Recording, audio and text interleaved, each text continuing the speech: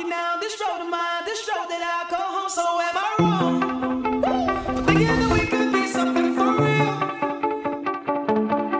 No, am I wrong for trying to reach the things that I can't see? But that's just how I feel. But that's just how I feel.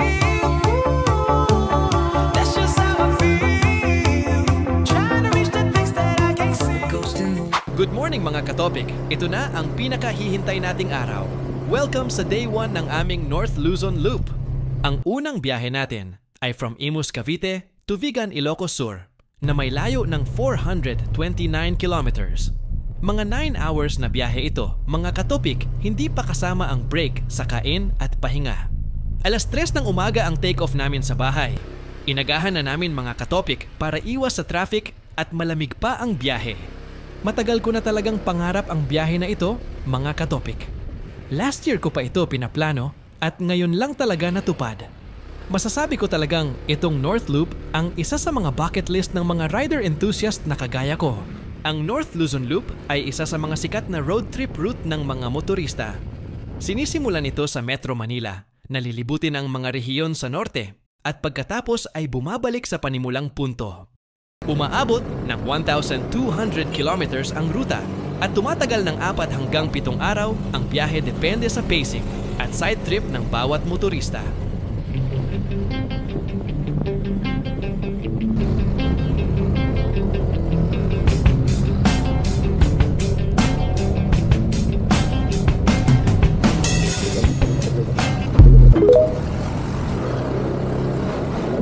Habang binabaybay namin ang kalsada ng Parañaque, papuntang Pasay ay nadaanan namin itong bulungan sa Parañaque.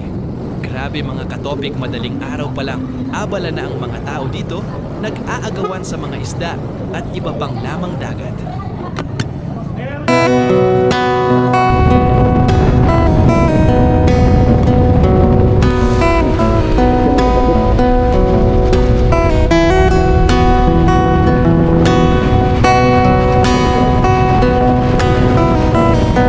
Madilim pa nung narating namin ang monumento. Alas 4 pa ng umaga mga katopik, masyadong maluwag pa ang kalsada, kaya mabilis lang sa amin ang paglusot sa Metro Manila.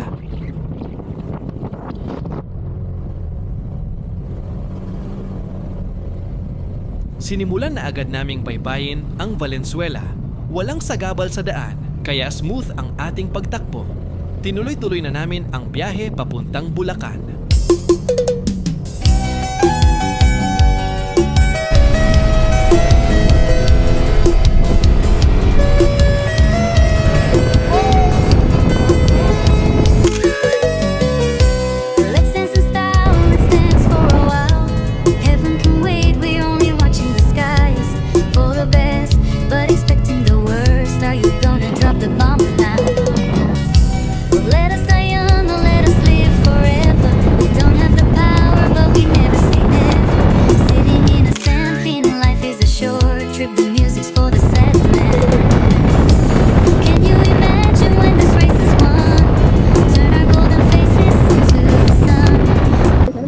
Konting pagsubok na aming dinaanan sa kalsada ng Pampanga.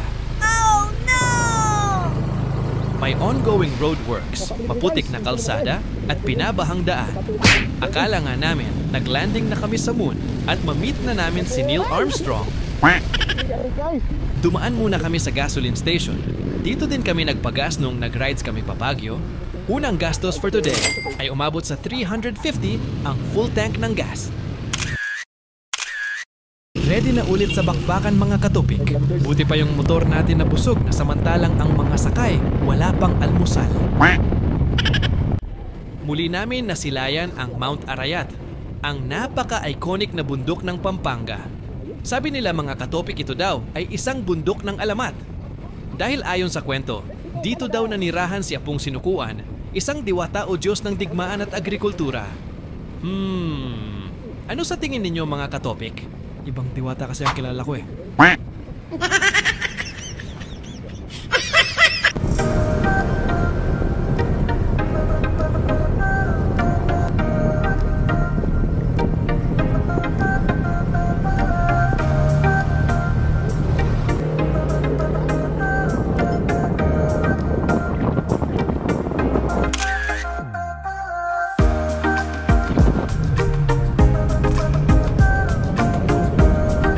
Alas 7 na ng umaga noong naisip namin huminto sa Magalang, Pampanga para mag-almusal. Siyempre, hindi na tayo lalayo. Jollibee breakfast meal ang all-time favorite. 370 pesos ang nadagdag sa ating expenses. Ready na ulit sa bakbakan sa kalsada mga katopik. Sarap talaga ng almusal, nakakapagdagdag ng magandang mood sa umaga.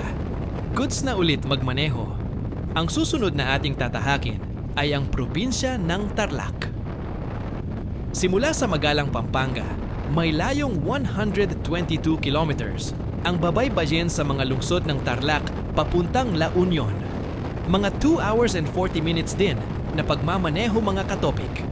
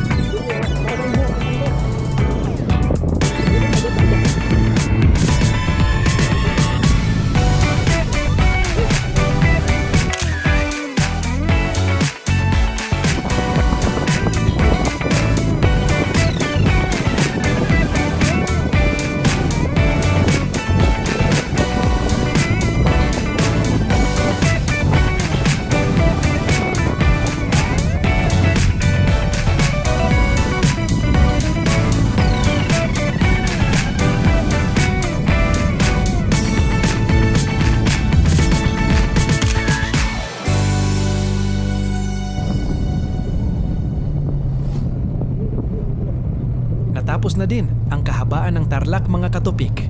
Alas 11 na ng umaga nang marating namin ang arko ng La Union. Balak namin magtanghalian bandang alas 12. Kaya tinuloy na namin ang pagbiyahe sa mga lungsod ng La Union. Pero parang may mali yata sa kalsada bakit biglang naging mabato na naman ito? Ito talaga si Waze minsan, kung saan-saan ka na lang dinadala.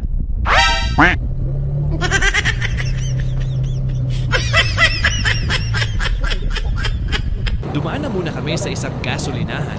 Recommended talaga itong Centrum Gasoline Station mga katopik. Sobrang linis ng kanilang CR at mura lang din ang gasolina. Sinimulan na naming baybayin ang mga lungsod ng La Union.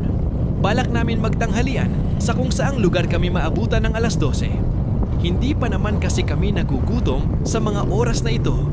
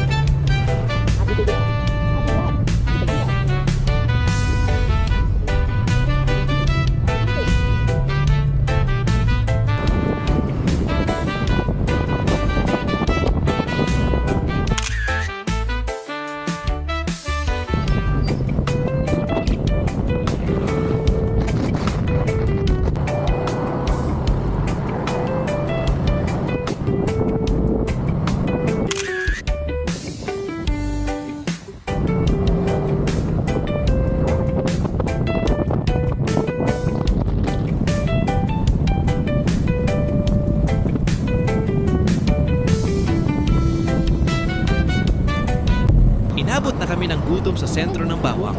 Kaya naman, naghanap kami ng budget-friendly na kainan at Anli Rice pa! kaya sa mang-inasal kami kumain. Total damage ay 353 pesos. Back to the road na naman tayo mga katopik. Medyo bumigat tayo doon sa kinain natin Napakasulit talaga ng Only Rice. Kondisyones na naman ang katopik nyo mag-drive Hindi namin alintana ang tirik na araw at medyo malayo pa ang patutunguhan ng biyahe. Sa mga oras na ito ay nasa 4 na bayan pa ng La Union bago marating ang probinsya ng Ilocos Sur.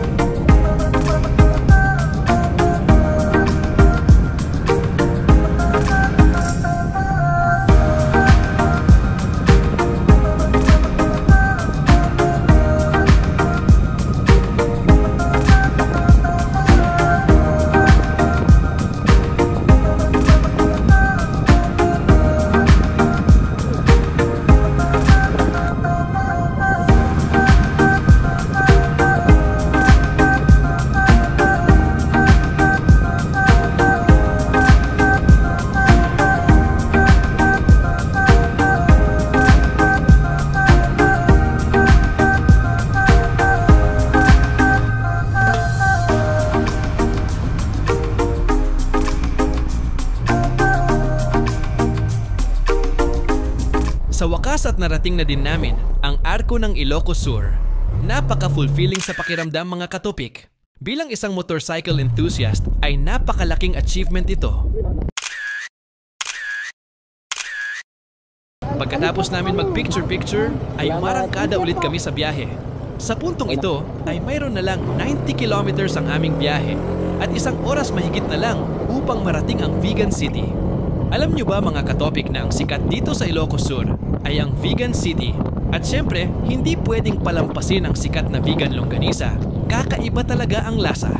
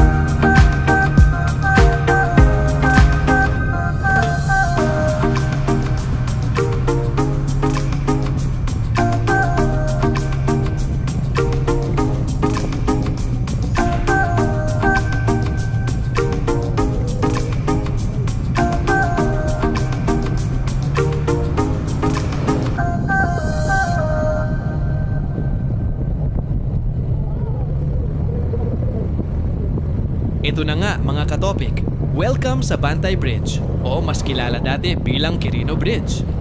Ang ganda ng view dito, tanaw mo ang malawak na Abra River at bundok sa paligid. Nasira ang lumang tulay dahil sa bagyo pero iniwan nila ito bilang tourist spot habang ginagamit na ngayon ang bagong bridge. Konting tiis na lang mga katopik at nasa vegan na tayo.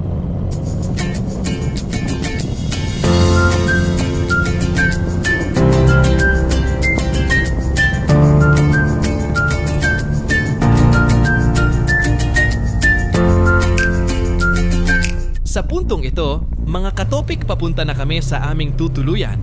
Hindi kami nag-early booking. Magbabakasakali lang kami na may bakanteng matutulugan.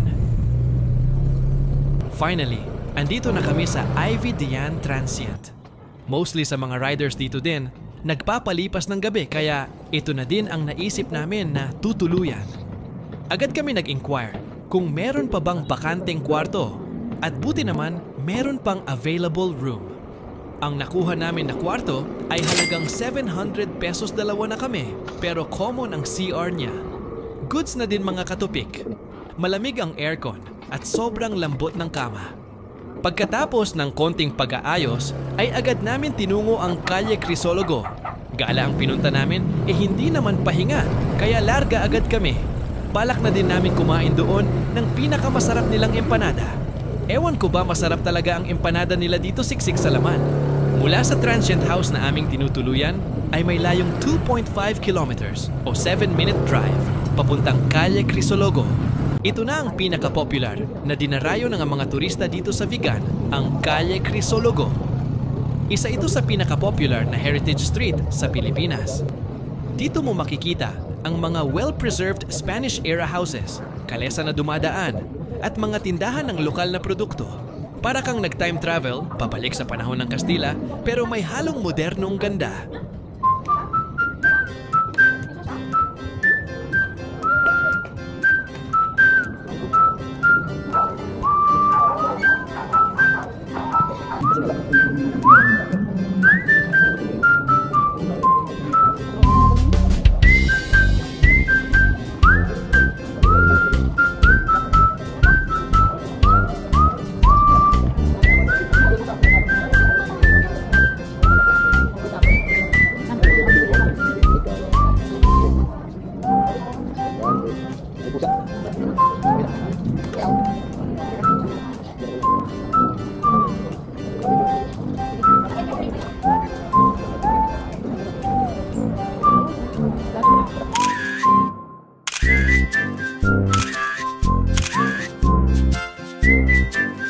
Nagutom kami sa paglalakad sa Crisologo, kaya minabuti na munang maghapunan bago bumalik sa transient. Gusto sana namin subukan yung first sinanglawan, kaso sarado sila kaya dito na lang kami sa may ihawan. Ang in-order ko ay beef steak na well done.